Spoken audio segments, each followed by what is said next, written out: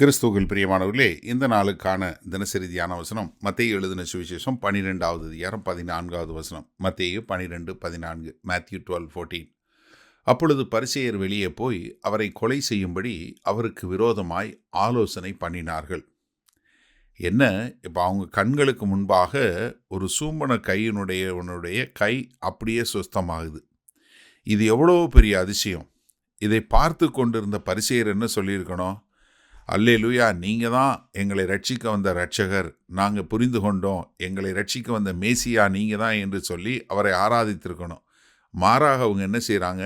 வெளியே போய் அவரை எப்படி கொலை செய்யணும்னு ஆலோசனை பண்ணுறாங்க. பழைய ஏற்பாட்டில் சங்கீத புஸ்தகத்தில் 2வது சங்கீதத்தில் பார்த்தீங்கன்னா முதல் 2 வசனங்கள், ஜாதிகள் கொந்தளித்து சனங்கள் விருதா காரியத்தை சிந்திப்பானேன், கர்த்தருக்கு விரோதமாகவும் அவர் அபிஷேகம் பண்ணினவருக்கு விரோதமாகவும் பூமியின் ராஜாக்கள் எழும்பினின்றி அதிகாரிகள் ஏகமாய் ஆலோசனை பண்ணி. என்ன, அது நிறைவேறத்தக்கதாக இங்கே என்ன பண்ணுறாங்க? அவங்க எல்லாம் அவரை எப்படி கொலை செய்யணும்னு பார்க்குறாங்க. இதனோட ஒத்த பகுதி லூக்கா 6வது அதிகாரம், இதில் 11வது வசனத்தில் பார்த்தீங்கன்னா, அவர்களோ மூர்க்க வெறி கொண்டு இயேசுவை என்ன செய்யலாம் என்று ஒருவர் ஆலோசித்தார்கள். என்ன மூர்க்க வெறி? அவரை எப்படியாவது கொலை செய்து விட வேண்டும் என்று சொல்லக்கூடியதா. நம்ம யோவான் சுவிசேஷத்தில் திரும்ப இதை பார்ப்போம். யோவான் 5வது அதிகாரம் 18வது வசனத்தில் பார்த்தீங்கன்னா, அவர்கள் என்ன பண்ணுறாங்க? அவர் ஓய்வு நாள் கட்டளையை மீறினதும் அல்லாமல் தேவனை தம்முடைய சொந்த பிதா என்றும் சொல்லி தம்மை தேவனுக்கு சமமாக்கினபடியினாலே யூதர்கள் அவர்களை கொலை செய்யும்படி அதிகமாய் வகை தேடினார்கள். ஏன்னா அவர் எப்படியாவது கொலை செய்யணும் அப்படின்னு சொல்லி ஆலோசனை பண்ணக்கூடியது. மத்தேயு 10வது அதிகாரம் 39வது வசனம் பாருங்க. இது நிமித்தம் அவர்கள் மறுபடியும் அவரை பிடிக்க தேடினார்கள், அவரோ அவர்கள் கைக்கு தப்பினார். அதே மாதிரி 11வது அதிகாரம் 53வது வசனம், அந்நாள் முதல் அவரை கொலை செய்யும்படிக்கு ஆலோசனை பண்ணினார்கள். என்ன, மரித்து போயிருந்த லாசருவை 4ஆம் நாள் உயிர் தெழுப்புகிறார். அவங்களால அதை மறுக்க முடியாத ஒரு பெரிய அதிசயம், அற்புதம் அவர்கள் கண்களுக்கு முன்பாக நடந்திருக்கு. ஆனால் அவர்களும் என்ன பண்ணுறாங்க? அவரை எப்படி கொலை செய்யலான்னு சொல்லி வகை தேடுறாங்க. சிந்திச்சு பாருங்க. இங்கே அவங்க கண்களுக்கு முன்பாக ஒருத்தர் சூம்பன கை உள்ளவருக்கு ஒரு பரிபூர்ண சுகம் உண்டாகி இதாக இருக்கிறாரு. அவரை பார்த்து இவர்களுக்கு என்ன வந்திருக்கணும்?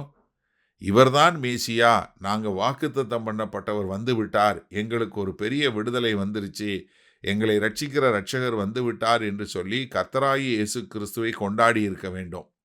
மாறாக அவர்களோ எதனால் அவங்கள கொலை செய்யணும்? ஏன்னா அவர்களுக்கு என்ன தெரியுமா?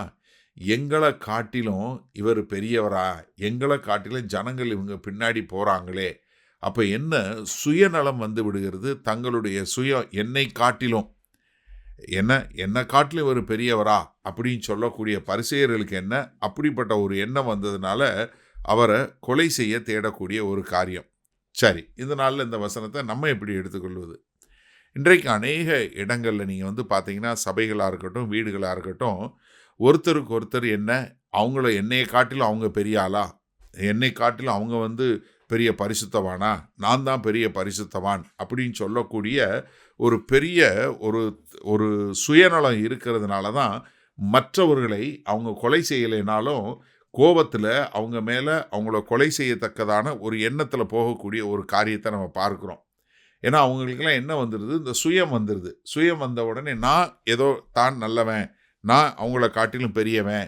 ஏன்னா எங்கள் பின்னாடி பரிசேயர்களுக்கு என்னென்னா, இதுவரைக்கும் ஜனங்கள் என் பின்னாடி வந்தாங்க, இப்போ என்னையை விட்டுட்டு இவர் பின்னாடி போகிறாங்க, அப்போ எங்களுடைய பாப்புலாரிட்டி போயிடும், எங்களுக்கு வரக்கூடிய மரியாதை போயிடும், எங்களுக்கு வரக்கூடிய கனம் போயிடும், அதனால இவர் என்ன எங்களை காட்டிலும் பெரியவரா என்று சொல்லி அவரை கொலை செய்கிறது. ஏன்னா பழைய ஏற்பாட்டிலையும் சரி, தீர்க்கதரிசனம் சொல்ல தீர்க்கதரிசிகள் எல்லாம் கொலை செய்தாங்க. இப்போ புதிய உடன்படிக்கையில் கர்த்தராகிய இயேசு கிறிஸ்து புதிதாக தான் தேவனை வெளிப்படுத்துவதற்காக வந்திருக்கிறாரு.